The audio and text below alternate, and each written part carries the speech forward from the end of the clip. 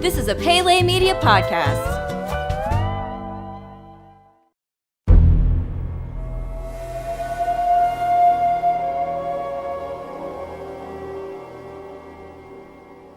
Welcome back to Jurassic Park Minute. Jurassic Park Minute is the fan podcast that chronicles and overanalyzes the classic 1993 film Jurassic Park minute by minute. I'm Kyle. I'm Brady. And today we're here to bring you minute number 37 of Jurassic Park. Brady, how are you doing today? Doing good. How about you? I'm doing pretty fantastic, man. Actually, I just, before I came over here to do this recording, I was watching Gremlins with my wife. Yeah? Yeah. The original. The original one, yeah. And I had to say, Gremlins 2 is a movie that I could talk ad nauseum about. Oh, I love Gremlins We could 2. have an hour and a half long Patreon on how that movie was ahead of its time by a matter of maybe 30 years. I don't even know if it's 30 years old at this point. But yeah, so Gremlins is really funny.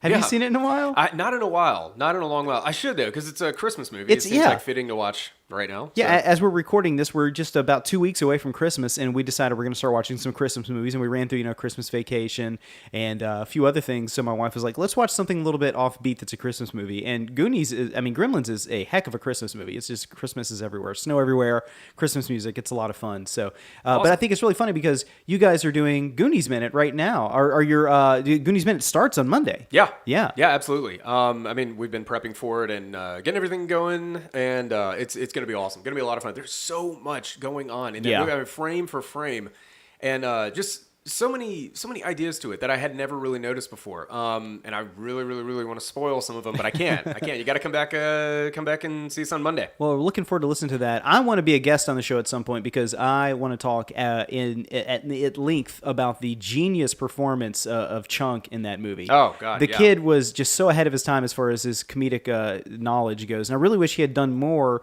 acting, but I think he went on to become a lawyer. He's like a really successful attorney now or something. Yeah, entertainment lawyer. Yeah, so of course, that's probably more money and probably more stable life than being a child actor, so I understand why he did that. But exactly. He's so funny in that movie. I've been watching it to help you guys with some production aspect of it, and Chunk is so hilarious. Yeah. He's awesome. But that's another movie. Right now we're talking about Jurassic Park, and if you're ready, we can go ahead and get on to minute number 37. Let's do it. Let's do it.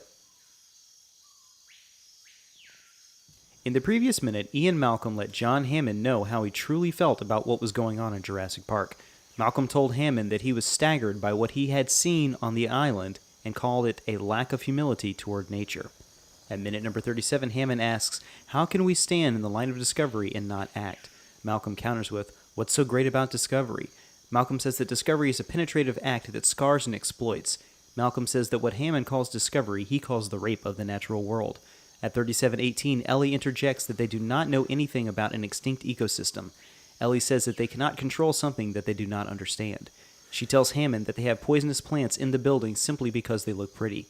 Ellie wraps up by saying that dinosaurs will react instinctively, violently if necessary. At 37:40, after a few seconds of contemplative silence, John Hammond points at Dr. Grant and says that if there's any one person that would defend him, it's going to be Grant. At 37:47, after taking a few seconds to carefully pick his words, Dr. Grant says that the world has just changed so radically and that everyone is just running to catch up. Grant goes on to say that dinosaurs and man, two species separated by 65 million years of evolution, have just been thrown into the mix together. And thus ends minute number 37 of Jurassic Park. So again, in this minute, we're still kind of wrapping up the ethical, moral quandaries of what's going on here on the island. Got to get all that stuff away before we jump into the action. But there's a lot to chew on in these scenes. Of course, on Monday, Tuesday of this week, we did talk about the things that Malcolm brought up. And Malcolm does kind of spill over into this minute talking about the lack of humility before nature that he sees here, that, he's seeing some stuff that's very disturbing to him. I would have my face stuffed with sea bass. I wouldn't be able to talk about all this stuff at the moment. But, Hammond really kind of lights back into him with some of his own defense in this moment. Yesterday we saw him talking about the condors and how Malcolm wouldn't have a problem with it. Today, he starts the whole minute off by talking about how can we stand on the breach of discovery and not act, which is definitely something that scientists who work with the military have to struggle with a lot. Because let's say you're the guy out there developing the nuclear bomb. Okay. I say that wrong all the time. Is it nuclear? Nuclear? However it is, I say it the wrong way. So when I say it, I apologize. Just accept that I'm saying it the other way. You're with a bunch of other scientists working on it. And you can either say this is something that would destroy the world, we shouldn't do it, or you say we have to do this because if we don't, the other guy's going to do it. So it's one of those things where Hammond probably, they develop this technology and they have the option of either moving forward with it or letting Biosyn move forward with it, somebody else. You have to say to yourself, am I the right person to be doing this? And now that I have... Genies don't go back in bottles, right? You can't unring this bell. So you start developing dinosaur cloning and bringing dinosaurs back to life. You really can't stop yourself from going down that track. So I can only assume that Hammond might have thought at some point, like, okay, this can either be used for some kind of entertainment and education, or it can be used for horrible things like militarizing it. So... Yeah, that could have been part of his thought process for sure. Yeah. And that's, that would have been a great angle for him to use in this argument, but he didn't. Yeah. And, Malcolm does kind of counter with, well, what you're calling discovery here, I call the rape of the natural world. And, it's not something you usually think about. When you think about discovery, you think about exploration and, finding, new cures for, ailments and things like that. You don't think of discovery in this kind of way, that Malcolm knows with chaos theory, this is all coming from a place of him, being a chaotician, that this is probably going to go wrong. He can see 15 steps ahead where this could really get off on a bad foot. Got this, Murphy's Law way of thinking. Right. But whenever he does give the line, the rape of the natural world, the shot of him is really cool. It's so deliberate, and it's unlike any of the angles that we've seen on him so far in this. And his demeanor changes. It's a bold, emotionless statement that he says with such clarity that he's like, I know what I'm talking about here. This is not good. And he says it to John Hammond like, I'm not scared of you. This is what you're doing and it's wrong. Yeah. Which is really weird that they end up, still talking to each other and not, it's not awkward from that point on. But, and Ellie does kind of interject there. It almost seems like she kind of butts in to stop things from getting too serious, but she raises a very good point about the ecosystem. In fact, her point is probably more prescient than anybody else's, that these dinosaurs, they have instincts, they're going to act in a certain manner, and if they are all of a sudden introduced into a world that is, not what they were bred or, their minds were adapted to way back 65 million years ago, that it's not like somebody's being woken out of cryogenic sleep, right? This isn't somebody that was in another world. They're woken up and they have to adapt to something. It's like they're bred for a world where man did not exist. So how are they going to react to that? There is a reason that they're not here, that they are not in the mix together. Yeah. The book kind of goes into her angle in this a little bit better, in the sense that, like, if a plant senses that there's another plant on its turf, it's going to do things to it's a defense mechanism to, like, release certain toxins to spread through the roots, through the soil, over to the other plant and kill it. So this is the kind of thing that they're just, InGen is overlooking. Yeah. Now, okay, cloning dinosaurs, I can get it. They explain the whole thing to me. I get it. But how are they, I guess, cloning extinct, plant life and everything, if cloning is the right term there? So that was always a question that I had, and that was sort of like all tied up in the, I think we've actually gone into this. That was all sort of cleared up in the Jurassic World marketing, where they talked about Dr. Wu had created something called the Wu flower. And it was like some just, big, discovery that he had made that caught their attention. And you could kind of tie this into like that to sort of answer that question for anybody who might have been unclear on it. Yeah. The flora of the whole thing is something you have to be very careful with, because do you know what kudzu is? No, what's that? It's like this vine, right? And it grows like crazy. So I want to say that it came maybe from like Mongolia or something like that. But somebody brought some of that stuff back over in like the 70s.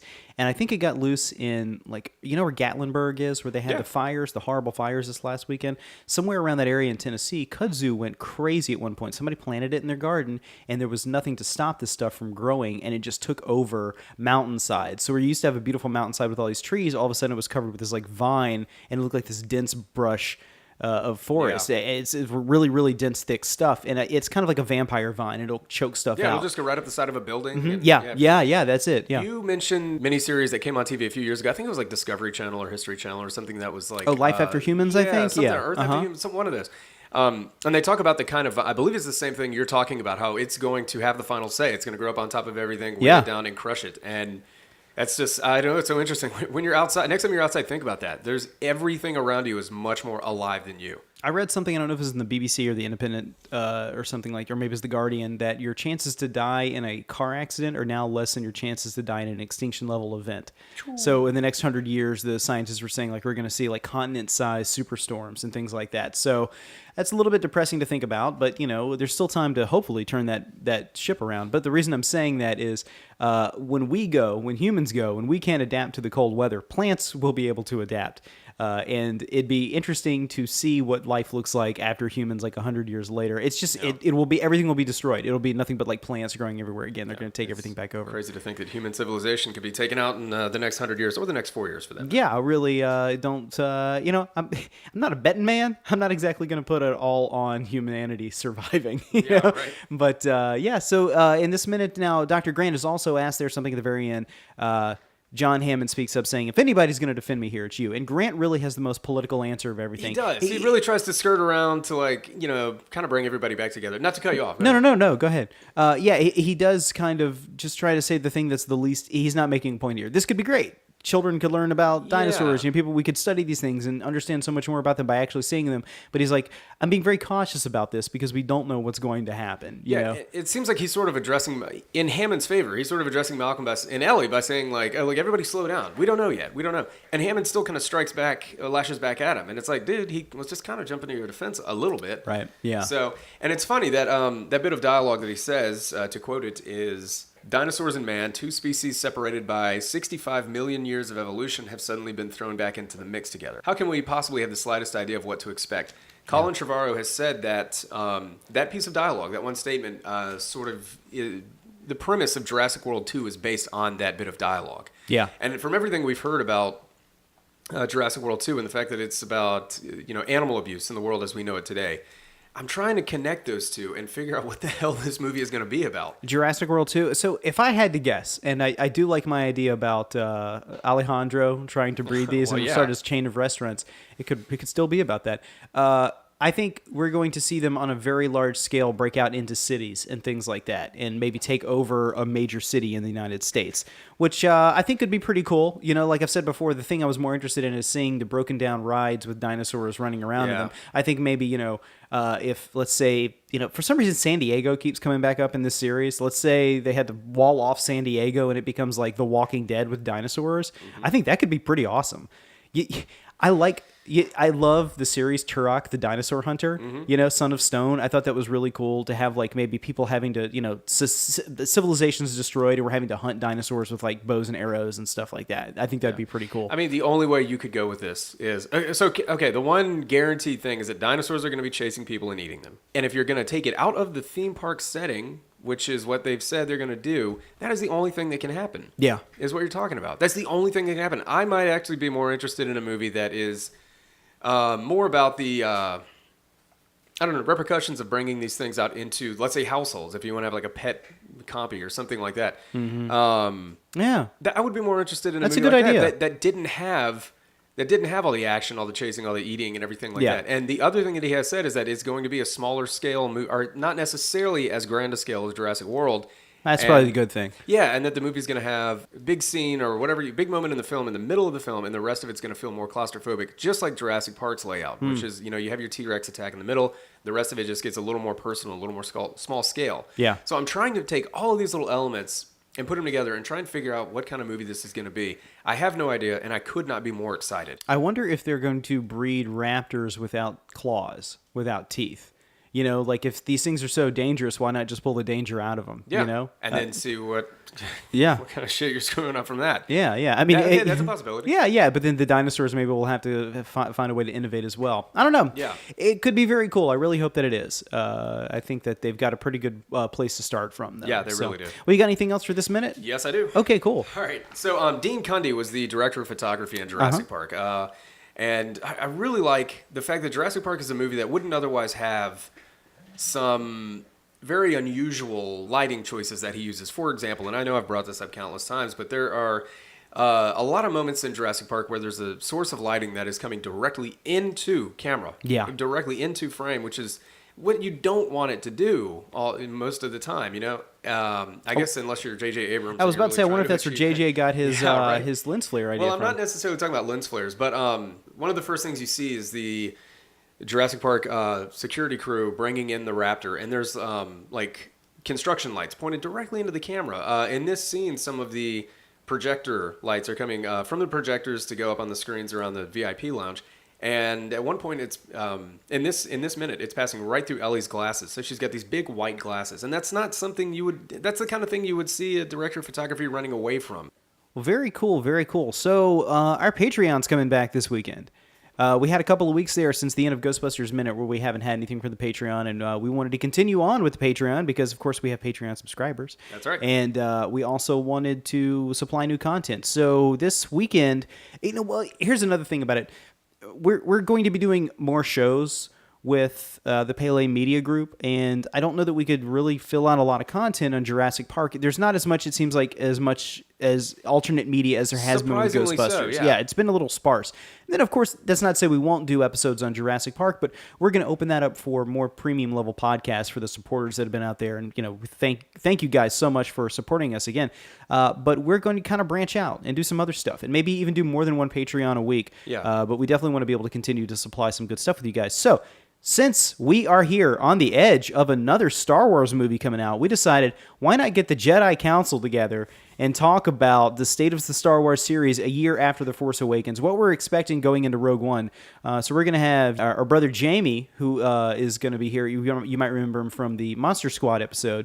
I'm actually going to be sitting this one out. I'm going to be leaving this one to the experts, I think. But in terms of getting Jurassic Park content out there for subscribers, don't worry. We are definitely looking into getting as much of that as possible, as well as Goonies Minute. But we figured, I don't know, we would just take everything and cram it into one place so that you don't have to individually go find all this stuff that you're looking for. So you'll be subscribing to Pele Media, and then you'll be able to get whichever one of these little bits you want. And of course, if you are a subscriber with us, you do have your own private RSS feed that you can use to drop into whatever podcast catcher you're going to be getting. So all this stuff comes down the line. And if you get something and you're like, you know what, not a really big Star Wars fan, I'm more into some other thing we're going to be talking about, just delete it. Or gives you that later. Option. Yeah. So, but anyway, so this Saturday we're going to be doing our Star Wars Spectacular, chatting about that. I think it's going to be pretty cool. So when are you going to see Rogue One? I'm actually going to be on the road. I'm going to be a Road One when Rogue One comes out. So I'll be getting back probably in town the night after it comes out. So I'm either going to see it that night or probably like a Sunday matinee. So I'm probably going to stay off the internet.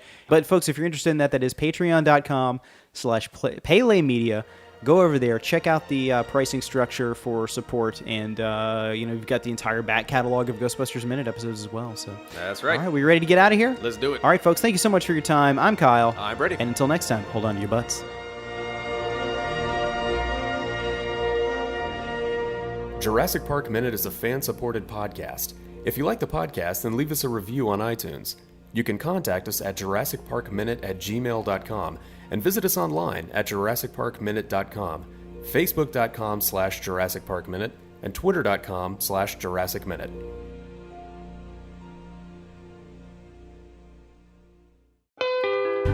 You've been listening to a Pele Media podcast. For premium content and exclusive podcasts, visit us at Patreon.com/Pele Media. Check us out on Facebook at Facebook.com/Pele Media and follow us on Twitter at Twitter.com/Pele Media.